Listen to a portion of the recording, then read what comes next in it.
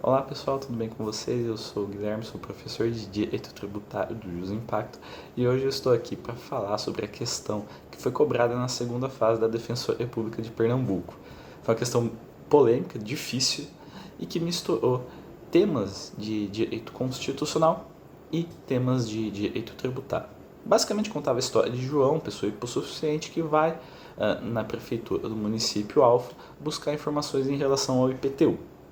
Chegando lá, ele é informado que, em relação ao IPTU, sua base de cálculo leva em consideração a metragem do imóvel e a data de construção da casa. Não existe um grande problema em relação a essa informação. Por quê? De fato, a base de cálculo do IPTU é o valor venal do imóvel. Mas este valor venal ele leva em consideração diversos aspectos do imóvel, como o seu tamanho, localização, quando foi construído.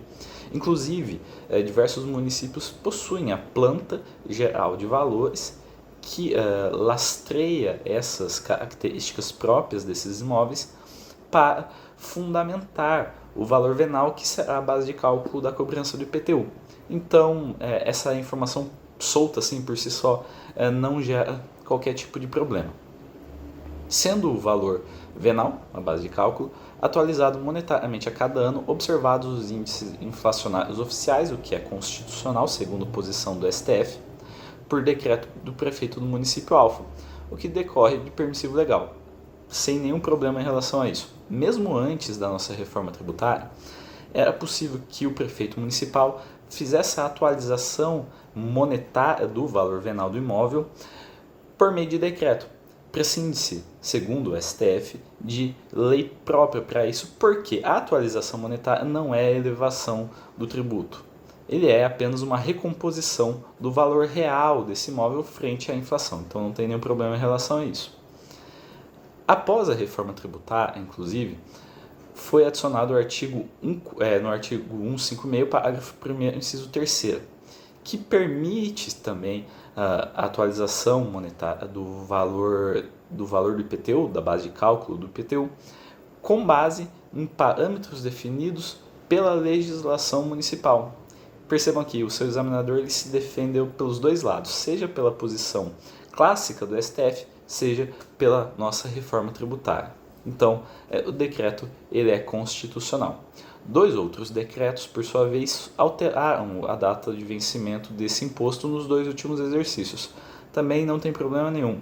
Mudança da data do pagamento do tributo não demanda uma legislação própria. Pode ser feito, pode ser modificado por mero decreto do Poder Executivo. Também já foi analisado pelo STF, que declarou constitucional esse tipo de decreto. Não tem nenhum problema, portanto. A questão começa, digamos, de verdade agora. Ainda é importante ressaltar que a área do município Alfa surgiu de desmembramento do município Beta, o que se deu com a edição da Lei Estadual número X de 2005, no qual ambos os municípios estão situados, sendo esse o único requisito então exigido pela Constituição Estadual.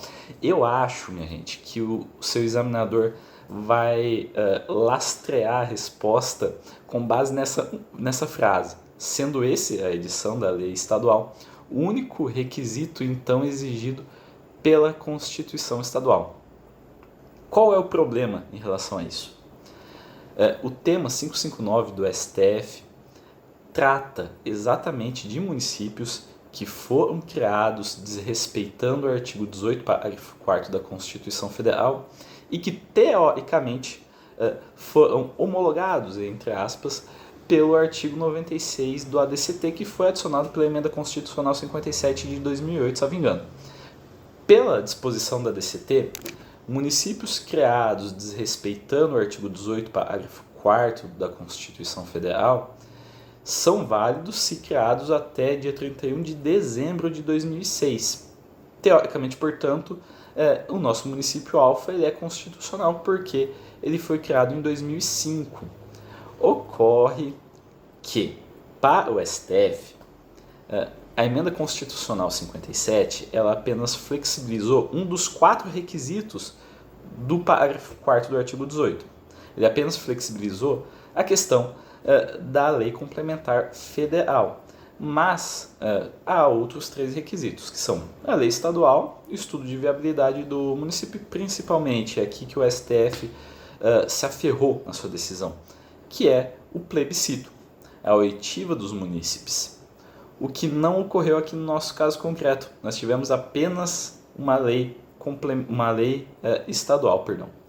Não teve estudo de viabilidade nem um plebiscito. Portanto, penso que o seu examinador utilizou o tema 559 para criar essa questão.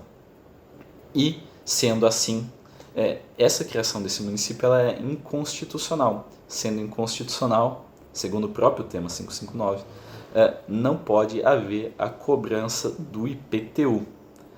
Então, esse IPTU com a legitimidade ativa do município alfa não é oponível em relação a João, não pode ser cobrado de João. Talvez, se fosse um município beta, possa ser cobrado de João, mas aqui a questão não fala apenas do município alfa. Além disso, essa mesma lei estadual criou uma isenção quanto ao IPTU desse novo município alfa pelo prazo de 20 anos para algumas pessoas, a depender da situação de renda, como é o caso de João, pessoa hipossuficiente. E aqui que gerou algum tipo de dúvida também. Por mais que seja uma isenção heterônoma, portanto inconstitucional, segundo o artigo 151, parágrafo 3º da Constituição, a justificativa que foi dada pelo município ela está equivocada. Não se pode falar que a mera questão orçamentária, as necessidades orçamentárias do município são justificativa para a não aplicação da isenção. O que eu acho que seu examinador do candidato, de que defenda ser uma isenção heterônoma, portanto, não ser aplicável, com base no artigo 151, parágrafo 3º da Constituição, mas reafirmando que a justificativa do município está equivocada. O município deveria arguir a inconstitucionalidade dessa isenção feita por lei estadual. Apenas um detalhezinho, isenção heterônoma é quando um ente cria uma isenção tributária de um tributo de outro ente, o que é inconstitucional porque afeta a própria autogestão e a própria liberdade deste outro ente federado. Então, não é possível falar em regra de isenção heterônoma, essa isenção ela é inconstitucional, portanto. Mas aí aprofundando muito tempo. Se fosse o município beta que cobrasse o IPTU, essa isenção ela, por questões de justiça tributária, bom, gente, eu acho que o seu examinador não vai entrar nessa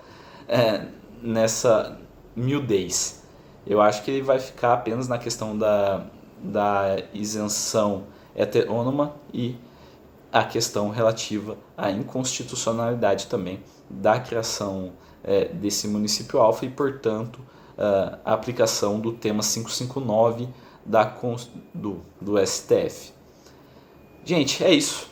Eu acho que tem muitos caminhos que a banca pode tomar, mas creio que esse será o caminho mais próximo de uma interpretação da Constituição Federal e da jurisprudência do Supremo Tribunal Federal.